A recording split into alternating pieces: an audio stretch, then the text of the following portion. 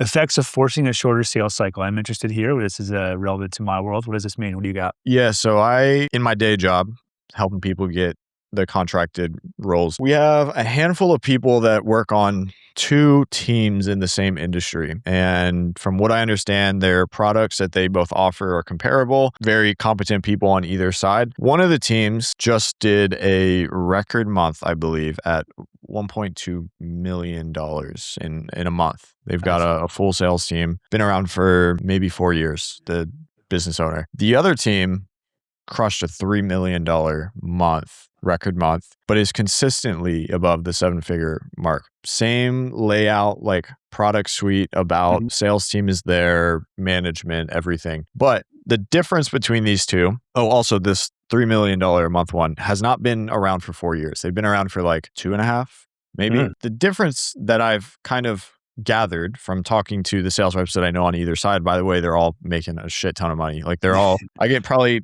maybe like 7 people that are all making over 10 grand a month minimum from our community on these two teams. The difference is the $3 million a month company intentionally does the 2-call close or 2-call and like really dialed in email nurture sequences. The one that just had a record month at 1.2 and usually hovers under 1 million is pushing for a 1-call close. Now, there's also a difference in the funnel. The smaller one that pushes for the 1-call close is running straight from paid ads to a sales call. There's not so much nurture happening besides what they can send in the short time between booking and the call happening. The $3 million one that also has the longer sales cycle runs people to a big conglomerate newsletter. And from the newsletter, they have CTAs. I think it's almost daily now. It's a valuable newsletter, but then they have CTAs to work with our team, book with the team. I think forcing the shorter sales cycle, hold on, let me back up.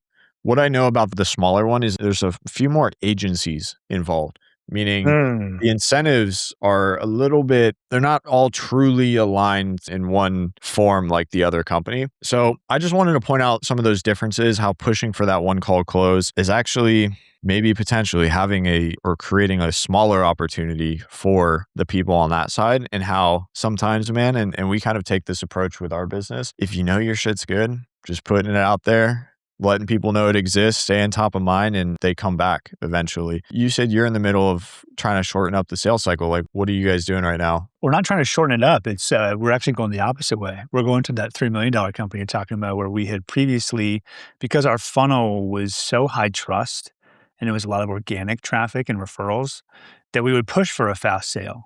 And it worked. And then it started not to. We are now adding on more lead gen channels and specifically running to new colder audiences, and at least paid traffic. They might be a little bit more warm than we think they are, but more or less cold. And we are slowly walking the path of having longer sales cycles. It feels like it is uncomfortable. There's a lot of discomfort in the short term. So we're kind of waiting to see what happens from this. But we have a person in place that is comfortable doing this and does this very well. And so we're full trust mode. We have jumped out of the plane, no parachute, or like it's going to work out. And so this is timely for us. We are basically tripling our sales cycle, more or less.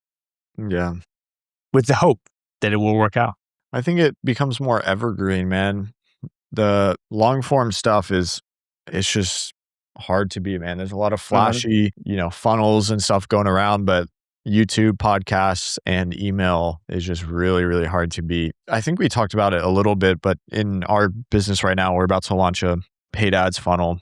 Right now, we don't do any paid ad to book a call funnels, but we're going to try this thing, hopefully, that is, call it a quiz funnel, which is basically backed with like a AI bot that's trained on all of our process and our interviews, our results. And the idea is that we run an ad, they click on it, they have like a 60-second quiz conversation. It pairs them with an interview that we ran that's like similar to where they're starting from. And then there's a call to action to book if they're hoping to have the opportunity to do the same. Not ironed out, but I just wanted to kind of bring that up again for people listening. If they're looking for a cool funnel to try. We're about to implement this right now, see if we can get some more booked calls. Because let me give you a little backstory. Our bottleneck in scaling this business right now is just booking more calls. Once we get people on call, product is good. We have great referrals, show rate, cash collected, close rate. It's all good. We literally just need more booked calls. And how do we do that? Content and paid ads. Like that's what we're doubling down on. So anyway, some insider alpha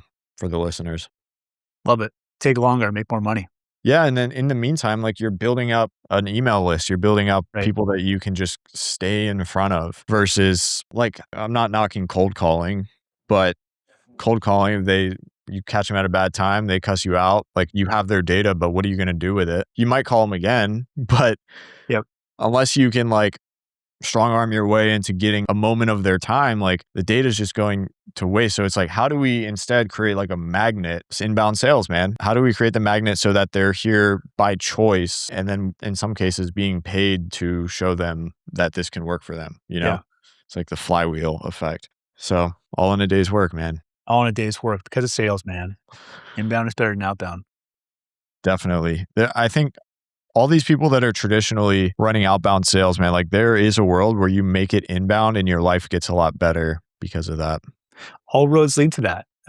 Again, kind of backing up to my experience, I was working for a publicly traded software company that was more sales related. And the reason they had not been able to find success in any meaningful way, and success would be higher share price, growing value, adding headcount. Like in that world, that's what that does. They had stayed flat and stagnant.